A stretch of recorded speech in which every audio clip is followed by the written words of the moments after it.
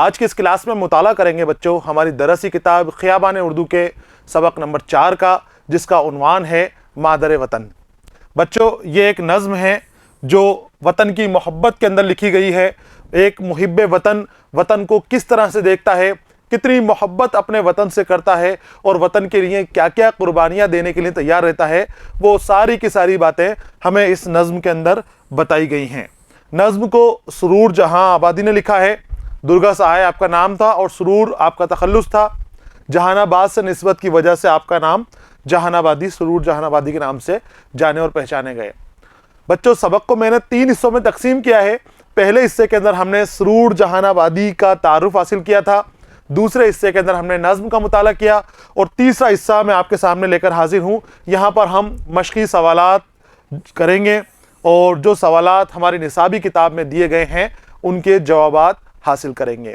تو ہم شروع کرتے ہیں۔ آپ کو بڑے غور سے دیکھنا ہے، ان کو فکر کرنا ہے، سوالوں کے اوپر سوچنا ہے، اور ان کے جوابات جو میں آپ کو بتاؤں وہ آپ اپنی نوٹ بک کے اندر لکھ لیں تاکہ آپ کو آسانی رہے آگے کے لیے۔ سوال نمبر 1 جو ہماری درسی کتاب میں دیا گیا ہے، نصاب میں ہے کہ نظم کے پہلے بند میں شاعر وطن کی کن کن چیزوں کی تعریف کر رہا ہے۔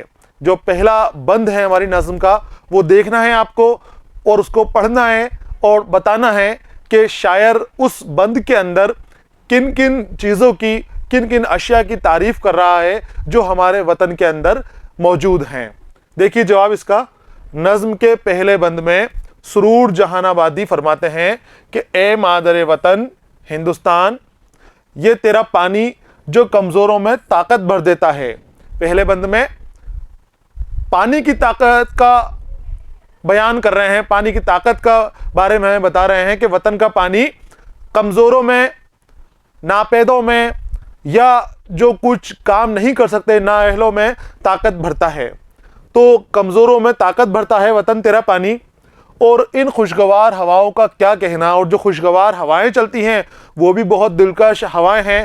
ایسا لگتا ہے جیسے عطر میں ڈوبی ہوئی ہوائیں وطن کے اندر چل رہی ہیں۔ وہ وطن کی ہواؤں کی خوشبو اتنی دلکش اور اتنی من کو موہنے والی معلوم دے رہی ہیں۔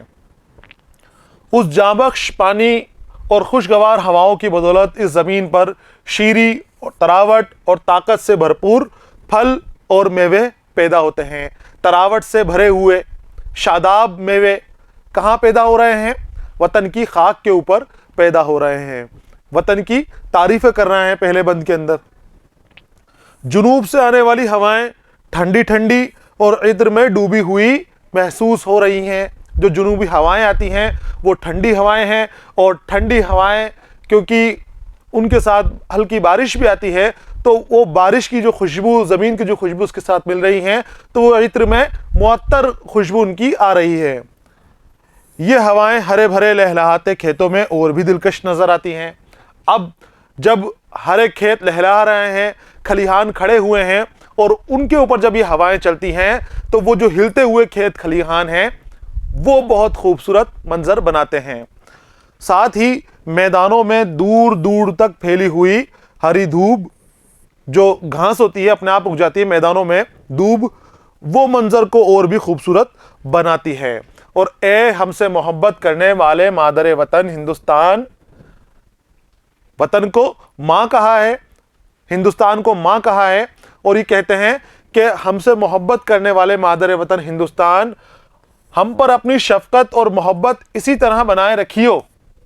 وطن سے دعا کر رہے ہیں، التجا کر رہے ہیں کہ وطن، اے ماں، جو تو نے ہمارے اوپر محبت کا سایہ بنائے رکھا ہوا ہے، جو تو رحم کا سلوک ہمارے ساتھ کرتی ہے، جو تو شفقت ہمارے اوپر رکھتی ہے، شفقت کی نظریں ہمارے اوپر رکھتی ہے، تو یہ تیرا نظر کرم، جو تیری عنایت ہے، یہ ہمیشہ ہمارے اوپر بنائے رکھی ہو۔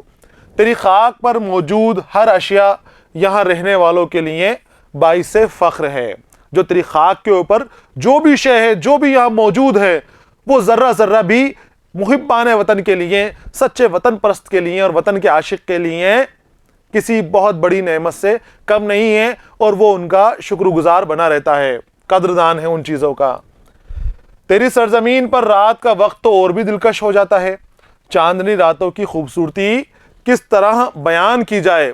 رات کے وقت شجر اور پھولوں کے زیور خوشنما معلوم ہوتے ہیں. پھول اتنے سارے لگے ہوئے ہیں کہ وہ زیور کی طرح بنے ہوئے معلوم ہوتے ہیں.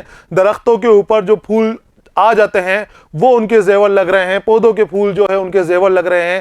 تو اس طرح سے لگتا ہے کہ جیسے کسی نے بہت خوبصورتی سے سجاوٹ کی گئی ہے, باریکی سے نقاشی ان کے اوپر کی گئی ہے. تو یہ خوبصورت منظر پہلے بند کے اندر بیان کیا گیا ہے وطن کا, اور وطن کے اوپر ملنے والی ہر شے کی تعریفیں بیان کی گئی ہیں. آگے آتے ہیں سوال نمبر 2 کی جانب.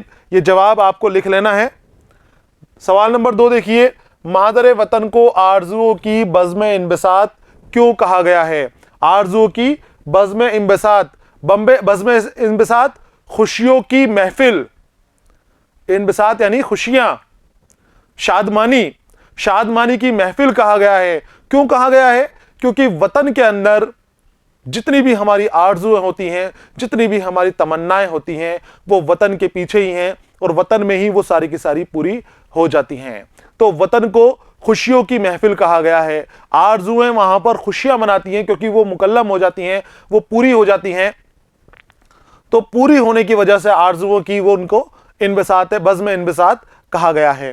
جواب دیکھیے, مادر وطن ہندوستان کو آرزوؤں کے بزم انبساط اس لیے کہا گیا ہے کہ ہندوستان کی سرزمین وہ سرزمین ہے یہاں پر سبھی کی آرزو پوری ہوتی ہے, سبھی ہنسی خوشی کے ساتھ مل جل کر رہتے ہیں, خوشحالی ملک کے اطراف میں پھیلی ہوئی ہے, اور چاروں طرف ہمارے خوشحالی پھیلی ہوئی ہے. کسی کو کوئی غم نہیں ہے, دکھ نہیں ہے, اور اگر غم اور دکھ میں مبتلا بھی ہے تو ان کو ختم کرنے کا کام بھی وطن ہی کرتا ہے. وطن کے ذریعے ہی ان کے دکھ درد اور غموں کو ختم کیا جاتا ہے. تو اس لیے وطن کو آرزوؤں کی بزم انبساط کہا گیا ہے. یہ تھا سوال نمبر 2 کا جواب. آگے آتے ہیں سوال نمبر 3 کی جانب. 3 کہتا ہے آپ سے کہ مادر وطن کو قوت بازو اور غمخوار کہنے سے شاعر کی کیا مراد ہے؟ قوت بازو کیوں کہہ رہا ہے, غمخوار کیوں کہہ رہا ہے؟ کیونکہ وطن سے ہی جو اس کے نوجوان ہیں, جو اس کی حفاظت کرنے والے ہیں, ان کو حوصلہ اور ہمت ملتی ہے, ان کو طاقت ملتی ہے, حوصلہ ملتا ہے کہ جہاں چاہے وہاں جا کر دشمن سے لڑ جائیں, جیسے دشمن کا مقابلہ کرنا چاہیں ویسے کر لیں, کیونکہ وطن ان کی حفاظت کرتا ہے. وطن کی ایسی سرزمین مہیا ہے کہ جو محافظ بنی ہوئی ہے ہمارے نوجوانوں کی. تو مادر وطن کو قوت بازو اور غمخوار کہا گیا ہے کیونکہ یہ غموں کو کم بھی کر دیتی ہے. جو مادر وطن ہے وہ جو ہمیں غم ملے ہوئے ہیں, دکھ ملے ہوئے ہیں, ان کو کم کرنے کا کام بھی انجام دیتی ہے. غمخوار یعنی غم کو ختم کرنے والا, کھا جانے والا, غم کو فنا کر دینے والا. جواب دیکھیے اس کا, مادر وطن کو قوت بازو اور غمخوار کہنے سے شاعر کی مراد ہے کہ انسان کو خود کے وطن میں موجود ہونے بھر سے ہی سکون مل جاتا ہے.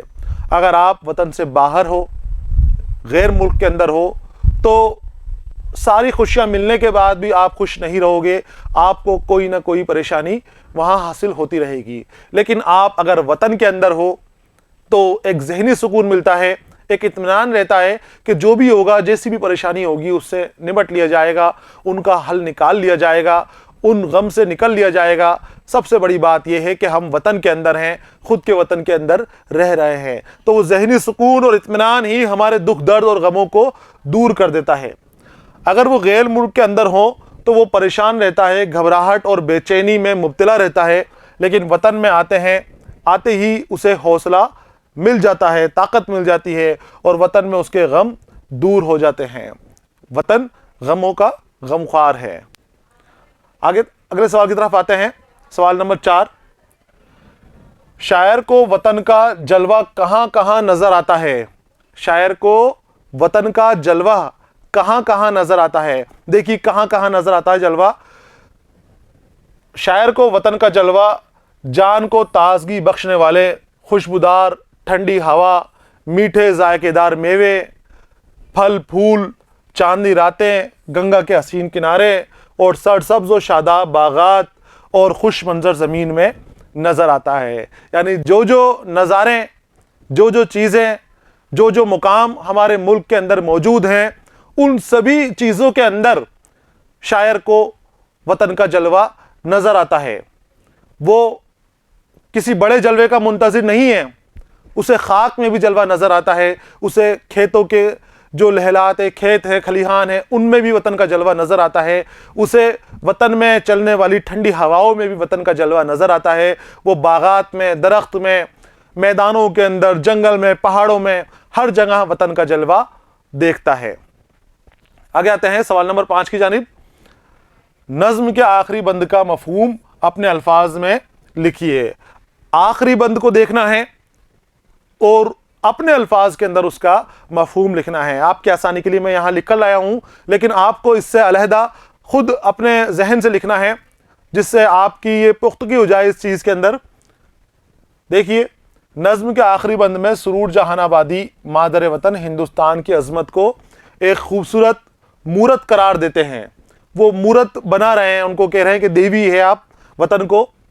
ए मादर वतन, तेरी मीठी मुस्कुराहट के क्या कहने और तेरी मोहब्बत भरी सदाएं दिल को अपनी ओर मुतवज्जा कर लेती हैं। ये मीठी मुस्कुराहट का तज़किरा कर रहे हैं और कहते हैं कि तेरी सदाओं पर, तेरी आवाज़ पर, तेरे तबस्सुम पर कई कई गुना जो चीज़ें मिली हुई हैं, जो हमारी जान है, जो हमारी माल है, जो दौलत है, सारे वतन की एक एक मुस्कुराहट के ऊपर कुर्बान है। तेरी सरजमीन में उस खुद ब खुद घास पैदा हो जाती है और हरी भरी घास का नज़ारा जन्नत के नज़ारों से कम नहीं होता। खुदरो दरख्तों के और खुदरो सब्ज़े के बारे में बात हो रही है कि जब वो पैदा होता है तो मैदानों और जंगलों का ऐसा नज़ारा हो जाता है कि वो नज़ारा जन्नत से कम नहीं मान रहे हैं शायर।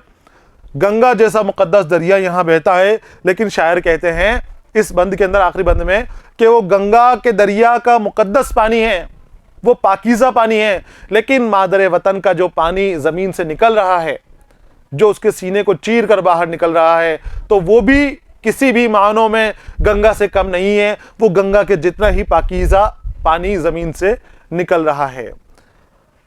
पेड़ों पर लगने वाले फल बड़े लजीज हैं, जायकेदार हैं, उनकी भी तारीफ़ें कर रहा है शायर। और ज़मीन आसमान के नूर की जलवागाह है। ये जो मुल्क है, यहाँ पर जो आसमान का नूर है, जो रोशनियाँ तजल्लियाँ आसमान से आती हैं, वो भी यहाँ पर तजल्लियाँ भी खुद के ऊपर फ़ख्र करती हैं, खुद के ऊपर नाज करती हैं कि वो इस जलवागाह के ऊपर, इस ज़मीन के ऊपर जलवा अफरोज़ हुए। तो जन्नत की पाक देवी की मानिंद है, मतलब ये कि वतन तो काबिल एहतराम है, इज़्ज़त के लायक है। तरह तरह से वतन की तारीफ़ की गई है, वतन को देवी की तरह माना गया है, देवी की तरह पाकीज़ा माना गया है, और तरह तरह से उसकी पाकीज़गी की मिसाल दी गई हैं। यहाँ पर पैदा होने वाले पानी को, यहाँ की हवाओं को, दरख्तों को, खुदरो उगने वाले जंगलों को, मैदानों को, मैदान में होने वाली खूबसूरत दूब को, यहाँ पहाड़ों से निकलने वाले आबशारों को, हर चीज़ को शायर बहुत ही खूबसूरती से पेश करता है। हर चीज़ के बारे में अपनी दिलकश बयानी शायर इस नज़्म में करता है। ये यहाँ पर बच्चों मुकम्मल हो गया है सबक नंबर 4 का तीसरा हिस्सा, और सवाल और जवाब का था। ये सवाल नंबर 5 का जवाब है। इसको भी आपको अपनी नोटबुक में उतार लेना है, समझना है, और अपनी ज़ुबान में भी इसको लिखने की कोशिश करनी है। यहाँ बच्चों सबक नंबर 4 मुकम्मल हो गया है। अगले सबक के साथ मैं फिर आपके सामने हाजिर रहूँगा। तब तक के लिए इजाज़त दीजिए। पढ़ते रहिए, खुश रहिए। अलविदा।